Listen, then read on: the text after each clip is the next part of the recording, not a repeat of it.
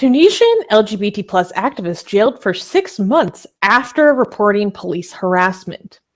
Rania Amdouni, a 26-year-old Tunisian LGBT human rights activist, was arrested on February 27th and sentenced to 6 months in prison.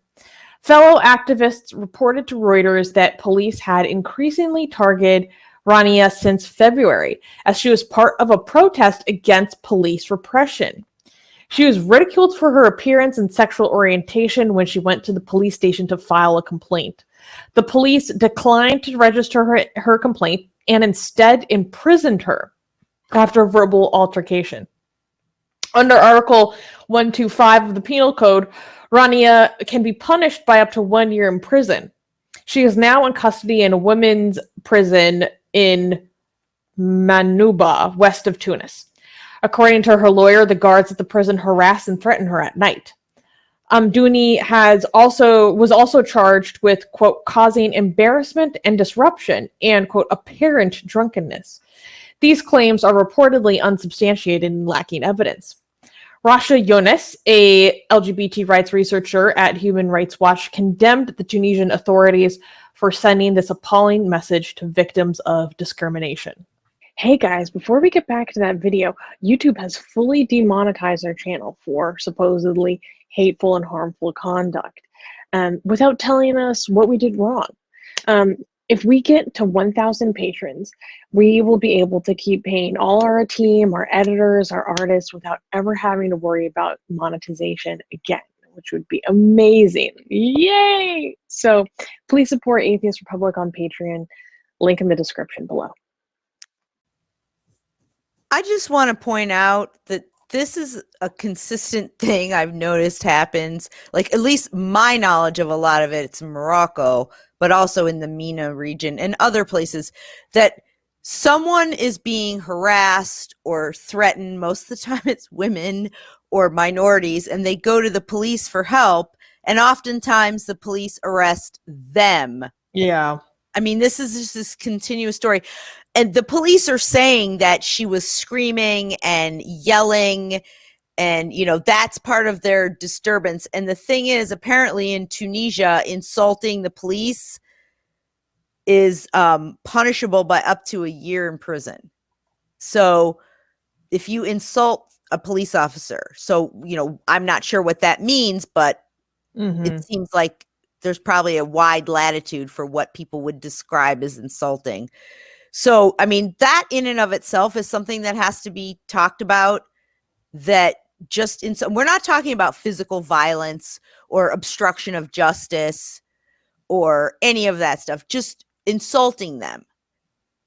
And I would just like to say that that just seems really discriminatory too, that, you know, they get some sort of higher standard for what you're not allowed to say to them, you know.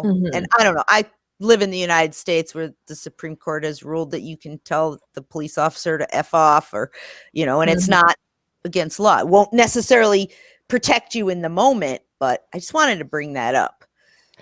I do have to give some, I mean, context, and then I'm going to take it back as soon as I give it, because Tunisia is one of the few Islamic countries that you don't even get to be an openly LGBT activist, right?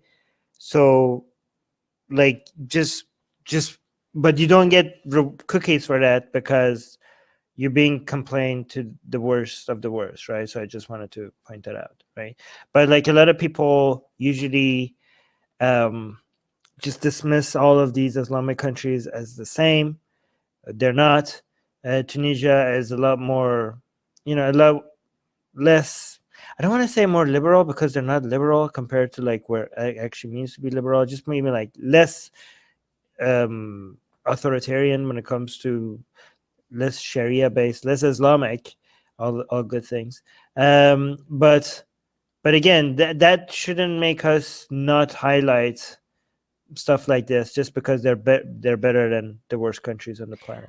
I think that one thing that's interesting about like Tunisia and some of the other countries in North Africa, but Tunisia especially, there's this sense of their Africanness as unique and separate from Islam. And there seems to be a lot of understanding about the colonization of that region by Islam.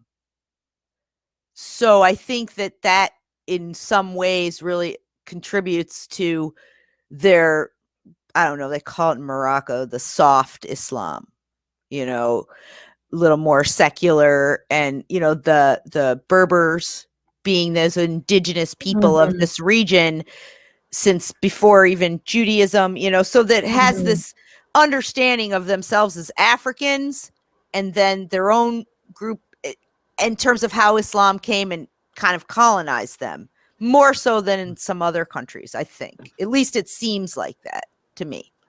Rivka, I highlighted this earlier. You didn't see. I just want to see. And also, you get your own. I'm officially a simp for Rivka now. Yay. Hey guys, if you're a fan of blasphemy and sexy Kali, like me, then that means that you probably want more blasphemous art. Well, I have good news for you. If you subscribe to our newsletter, link in the description below, then you get a free booklet of some of the tastiest blasphemous art available today. So, if you want some of this delicious blasphemy, and we're so generous that we update it for you guys weekly for free, all you have to do is sign up for our newsletter below. You can also go to blasphemousart.com/ebook. That's blasphemousart.com/ebook. Sign up with your email, and you get free gifts of this tasty blasphemy. What could be better? So make sure you sign up. Link below.